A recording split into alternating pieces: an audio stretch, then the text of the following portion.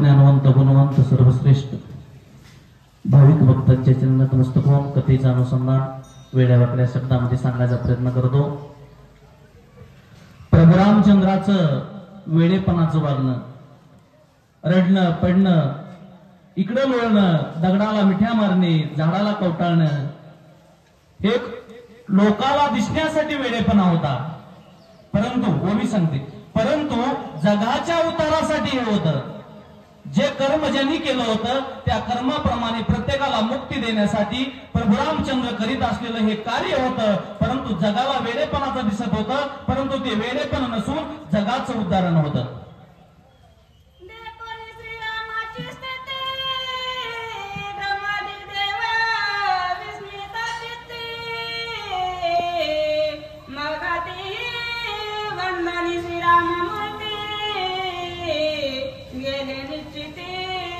आणि ही रामाची स्थिती बघितल्यानंतर वरचे देव असणारे मनामध्ये विचार करत होते, काय बाबा ही परिस्थिती देवाची, ह्यो आपला अवतार करण्यासाठी आपल्याला बंदिवासातून सोडवण्यासाठी अवतार घेऊन आलाय आणि वेड्यासारखा हिंडू लागलाय, असं ब्रह्मा आदी देवाच्या मनामध्ये होतं। परंतु हे ज्यावेळेस सत्य बघितल्या गेलं त्यावेळेस सर्वांच्या मनामधला जी संशय होता ते संशय निघून गेला आणि प्रभू रामचंद्राला नमस्कार करून निघून चालले।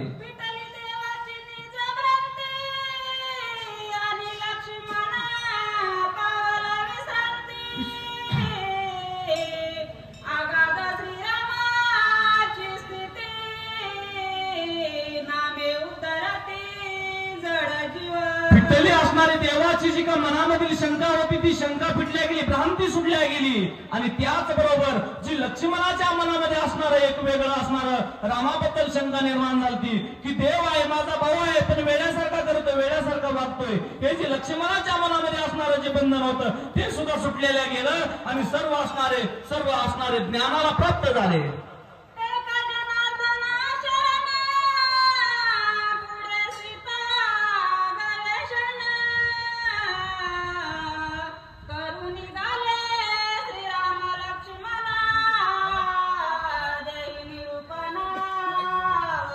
आणि त्यावेळेस जनार्दन स्वामींनी आपल्या एकनाथ महाराजांनी आपल्या जनार्दन स्वामींना शरणागती पत्करून सांगितलं की आता इथून मागलची झालेली कथा अतिशय गोड होती, परंतु याच्या पुढे असणारी गोड याच्याही पेक्षा अतिशय गोड आहे। आणि या कथेमध्ये राम आणि लक्ष्मण सीतेच्या शोधासाठी पुढे जाणार आहेत आणि ती कथा तुम्ही ऐका।